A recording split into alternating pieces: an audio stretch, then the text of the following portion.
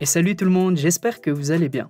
D'un cannibale qui rit sans aucun regret d'avoir donné de la nourriture humaine à ses voisins à un criminel qui fuit de son procès sous la menace du père de la victime, certaines réactions de condamnés à la prison sont vraiment étonnantes.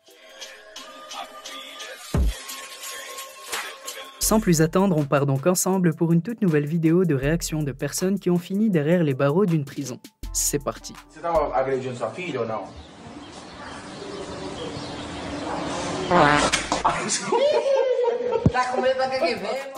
Numéro 1.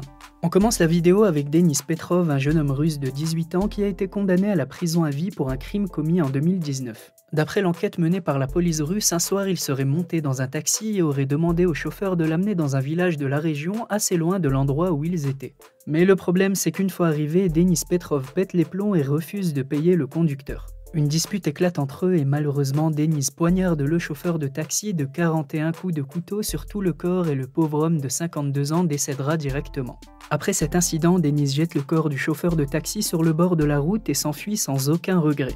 Et la preuve qu'il n'avait absolument aucun regret, c'est qu'une fois qu'on l'a attrapé, il n'a ni montré de culpabilité ni rien du tout et s'est montré extrêmement violent envers les juges et les policiers. Et bon, même si beaucoup de personnes critiquent la Russie à cause du fait que les accusés sont mis dans des cages lors de leur procès, ici on peut clairement dire que cet animal mérite son enfermement. Numéro 2. On continue avec Isaiah Benitez, un jeune de 22 ans originaire des États-Unis qui s'est retrouvé devant le juge parce qu'il était accusé du meurtre de Felipe Lopez, un jeune de 16 ans. Le pauvre a été retrouvé dans sa voiture abattu par plusieurs balles. Et après enquête sur la scène du crime, les policiers ont retrouvé le téléphone de la victime dans la boîte à gants ainsi que des sachets avec de la drogue. Et justement, en débloquant le mot de passe et en fouillant, la police a trouvé une conversation sur Facebook Messenger entre Lopez et Isaiah seulement 10 minutes avant qu'il ne se fasse abattre. Isaiah lui disait qu'il voulait acheter de la drogue et ils se sont donné rendez-vous quelques minutes plus tard. Et après une dispute également sur les prix, Isaiah sort une arme qu'il avait à sa ceinture et tire sur Felipe. Lors du procès, alors que le juge évoquait les faits qui lui étaient reprochés, Juan Lopez, le père de Felipe Lopez et son frère jumeau en ont marre et tentent d'attaquer Isaiah. Le père crie « Il a tué mon fils, il a tué mon fils » et saute sur l'accusé.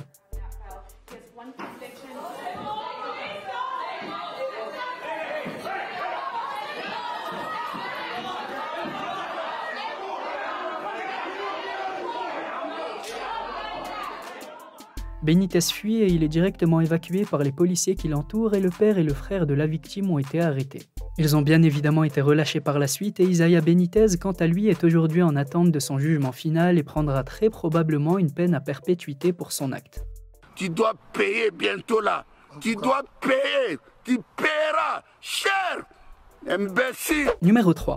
On continue avec un témoignage de condamné à la perpétuité et je vous conseille de passer au suivant si vous venez de manger. Vous connaissez peut-être Vladimir Nikolaev, un cannibale originaire de Russie qui a été interviewé par plusieurs chaînes dont National Geographic Channel.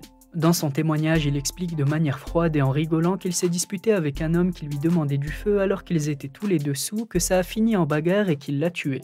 Il continue en disant qu'il ne savait pas quoi faire du corps, il l'a donc découpé et par curiosité, il a voulu le goûter. Tout à coup, l'idée m'est venue et je me suis dit, si je le goûtais.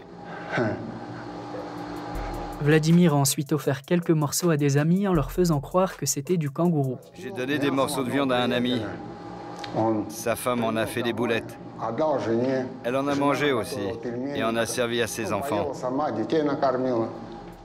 Donc vraiment, on a affaire à un vrai malade mental et pour les plus curieux, je vous mettrai le lien du reportage sur le cannibale et sur les prisons russes en description. Numéro 4. Le prochain est un des condamnés les plus tarés de la vidéo, il est surnommé l'infirmier du diable et n'a pas hésité à tuer plus de 200 personnes pour sa gloire personnelle. Et comme vous le voyez, il fait bien de se cacher.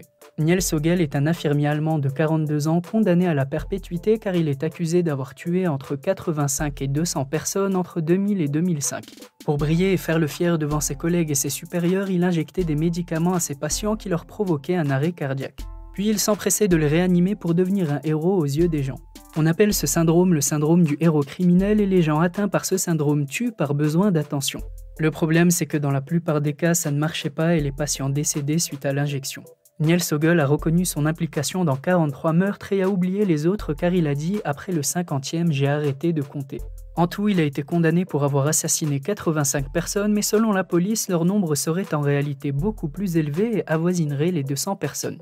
Mais vu que la plupart des corps ont été incinérés, les affaires resteront classées sans suite. Lors de ces différentes audiences, il a exprimé ses regrets et ses excuses aux proches des victimes en disant « Pour chacun des cas, peu importe que je me souvienne ou non, je suis vraiment désolé, j'ai honte et de grands remords. » Mais bon, les remords ne ramènent pas à la vie les décédés et il a été condamné à la perpétuité. Numéro 5. Vous vous rappelez peut-être, dans une autre vidéo sur les condamnés à la prison, on avait parlé du juge Michael Sissonetti. On avait dit que c'était un juge qui infligeait des peines créatives, c'est-à-dire qu'en fonction du délit, il adaptait sa peine avec une sentence plus ou moins originale.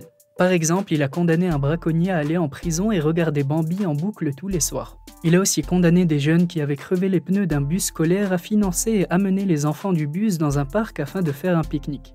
Et il a également condamné une femme à passer la nuit entière dans les bois après avoir tenté d'abandonner 35 chatons.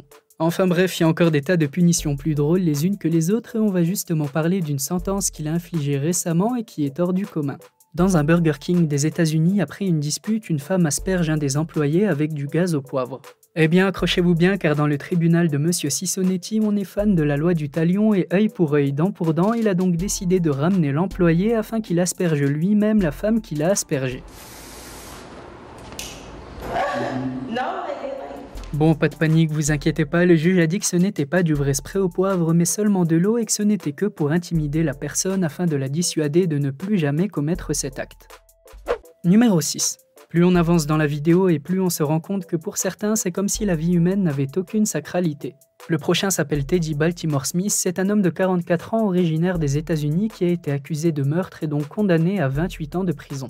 Et la raison de son acte est complètement disproportionnée, il aurait tué un homme à coups de couteau car celui-ci avait craché sur sa BMW. Les policiers ont dit qu'avant son arrestation, Smith était venu dans un poste de police proche, il a tout avoué mais presque sans regret car il a dit aux policiers « Je sais qu'il est mort mais il n'aurait pas dû me cracher dessus ». Par contre, lors de son procès, c'est différent, il a montré qu'il regrettait amèrement mais au lieu d'assumer, il s'est plaint de sa sentence de 28 ans de prison. Numéro 7. Jeffrey McDonald est un homme de 23 ans qui a été condamné pour homicide involontaire sur Alyssa Johnson, sa petite amie. Après une dispute, il l'aurait frappé au cou, fait saigner et lui aurait brisé une artère qui aurait provoqué une hémorragie interne. Et au lieu de l'aider, il sort de la maison pour s'aérer l'esprit et ne rentre seulement qu'après plusieurs heures. Une fois de retour, il découvre le corps de la femme sans vie et appelle enfin le 911 qui est le numéro des secours aux États-Unis. Et même si Jeffrey nie totalement les faits et dit que lui et son épouse se sont disputés sans en venir aux mains, qu'il a quitté l'appartement pour se promener et l'a trouvée inconsciente sur le sol à son retour, ce n'est pas du tout l'avis du médecin légiste. Après autopsie, il a dit que c'était un impact humain qui avait causé sa blessure à la tête et au cou. Et logiquement, le juge n'a pas été doux dans ses paroles. Lors du procès, Jeffrey commence à faire mine de pleurer, mais le juge lui lance froidement « Vous êtes un lâche et vos fausses larmes de crocodile ne sont d'aucune utilité ».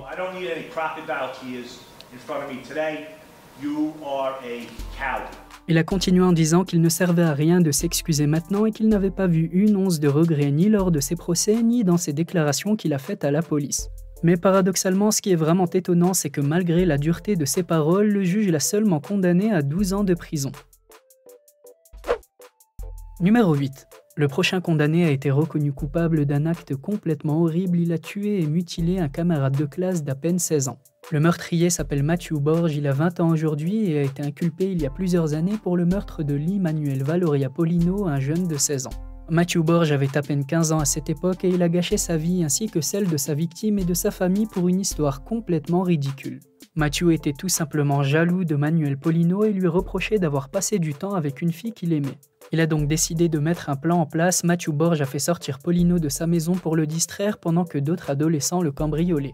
Puis il l'a isolé, il l'a tué et l'a mutilé alors que c'était de base son ami. Les médecins légistes ont trouvé 76 blessures sur le corps de Polino et ont dit qu'ils étaient incapables de déterminer si ces blessures avaient eu lieu avant ou après sa mort. Et après de longues années de procès dans lesquels Matthew a très peu parlé, il a été reconnu coupable des faits de meurtre et d'extrême cruauté et a été condamné à une peine à perpétuité. Edward Hayden, son avocat, quant à lui, a déclaré que Matthew devait recevoir la possibilité d'une libération conditionnelle après 25 ans de prison.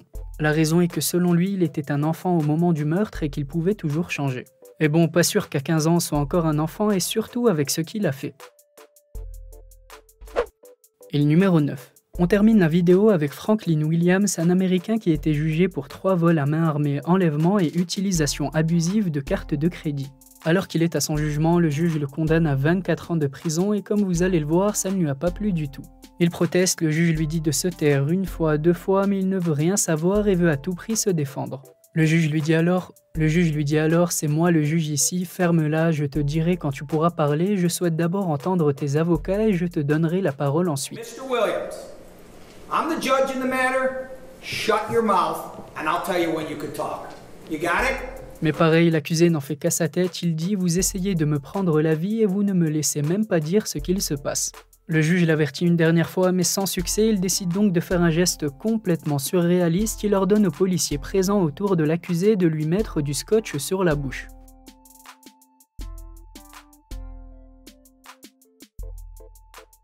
Évidemment, ce geste a vite été blâmé sur les réseaux sociaux et par différentes associations des droits de l'homme qui ont considéré cet acte comme humiliant et qui est un vol de dignité. L'avocat a finalement fait appel de la décision des 24 ans de prison et le procès final n'a pas encore eu lieu à cause de l'épidémie du coronavirus. C'était tout pour moi la team Regard 9 et j'espère comme d'habitude que cette vidéo vous a plu. Si c'est le cas, n'hésitez surtout pas à laisser un petit pouce bleu, à me donner vos avis en commentaire et à vous abonner si ce n'est pas déjà fait. Comme je vous l'ai dit plus tôt, je suis également sur les réseaux sociaux et particulièrement sur Instagram, alors je compte sur vous pour aller y jeter un coup d'œil, le lien est dans la description. Sur ce, on se dit à très bientôt pour une toute nouvelle vidéo, prenez soin de vous, portez-vous bien et à la prochaine.